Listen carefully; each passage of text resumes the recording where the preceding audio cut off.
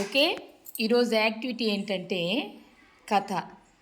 ఏం కథ అంటే కలిసి పని చేయడం. కలిసి పని చేయడం అంటే బాధ్యత తీసుకోవడం, ఇతరులకు సహాయం చేయడం. ఏదైనా ఒక పని చేసేటప్పుడు బాధ్యతగా చేయాలి. తర్వాత ఇతరులకి అంటే పక్కన వాళ్ళకి మనం సహాయం చేయాలి. చేద్దామా మరి? ఇప్పుడు మిమ్మల్ని చిన్న చిన్న ప్రశ్నలు అడుగుతాను, చెప్పాలా? ఓకేనా? వీధుల్లో తిరిగే జంతువులను ఎవరు చూసుకుంటారు? అసలు వీధుల్లో ఏమేమి జంతువులు తిరుగుతాయి? ఏమేమి తిరుగుతుంటాయి వీధుల్లో?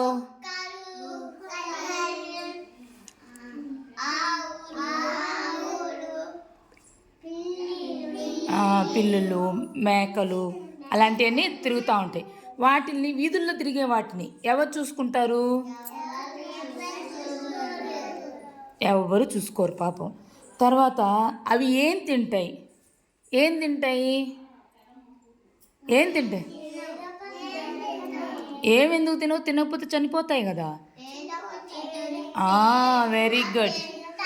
ఏది దొరికితే అది తింటాయి. ఓకేనా? తర్వాత వర్షం వచ్చింది, పెద్దగా బాగా పెద్ద వర్షము, బాగా ఎండ వచ్చింది. అప్పుడు పాపం అవి ఎక్కడుంటాయి ఆ జంతువులు? ఎక్కడైనా చెట్లు కింద, ఏదైనా చిన్న చిన్న షెడ్లు అలాంటి ఉన్నప్పుడు వాటి కిందకి వెళ్ళి ఉంటాయన్నమాట.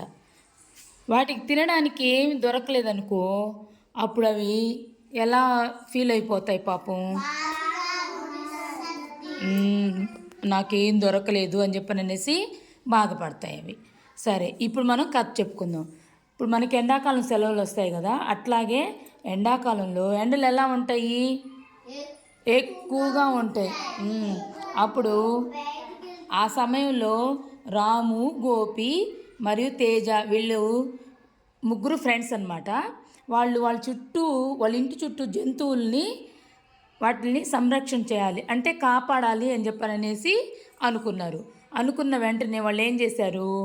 తర్వాత వాళ్ళ చుట్టూ ఉండే కుక్కల్ని, ఇంటి చుట్టూ ఉండే కుక్కల్ని, పిల్లుల్ని, ఆవుల్ని చూసి పాపం వాళ్ళకి చాలా బాధ వేసిందనమాట. వాటిని ఎవరైనా ఇప్పుడు అవి జంతువులు అయినా బయట ఉన్న జంతువులు మన పక్కకు వచ్చాయనుకో ఏం చేస్తాం మనం?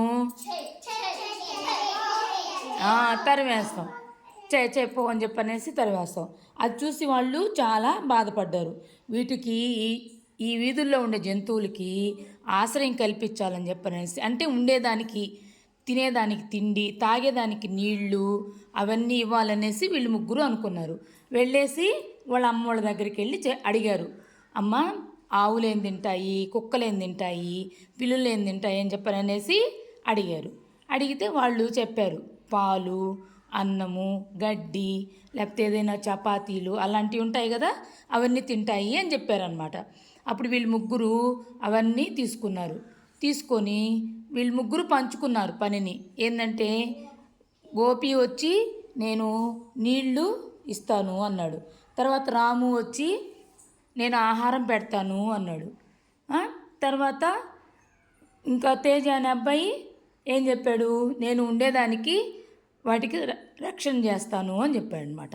అట్లా వాళ్ళు ముగ్గురు పంచుకొని వాళ్ళ అమ్మ వాళ్ళని అడిగి పాత బట్టలు, తినేదానికి ఆహారం, నీళ్లు అవన్నీ తీసుకుంటుంటే చుట్టుపక్కల వాళ్ళందరూ ఏమనుకున్నారు అంటే, ఈ చిన్న పిల్లలు ఈ జంతువుల కోసం ఎంత శ్రమ పడుతున్నారు, అందుకని మేము కూడా వీళ్ళకి సహాయం చేస్తాము అని చెప్పననేసి అనుకునేసి మేము కూడా మీ పనిలో మీకు హెల్ప్ చేస్తాం అని చెప్పననేసి అన్నారు.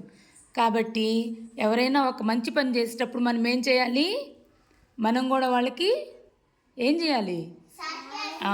సహాయం చేయాలి.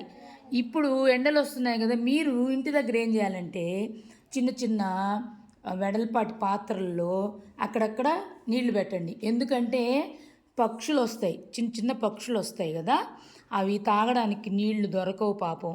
అందుకని మీరు ఒక చిన్న దాంట్లో బియ్యపు గింజలు అలాంటి పక్కన పెడితే అవి తినేసి ఆ నీళ్లు తాగేసి చక్కగా ఎగిరిపోతాయి. పెడతారా మరి? ప్రతి ఒక్కరూ మీ ఇంటి దగ్గర అక్కడక్కడ చిన్న వెడల్పాటి వాటిల్లో పాత్రలు ఉంటాయి కదా, దాంట్లో నీళ్లు, ఒక దాంట్లో బియ్యపు గింజలు పెట్టండి. ఓకేనా? Very good. క్లాప్స్ కొట్టండి మరి.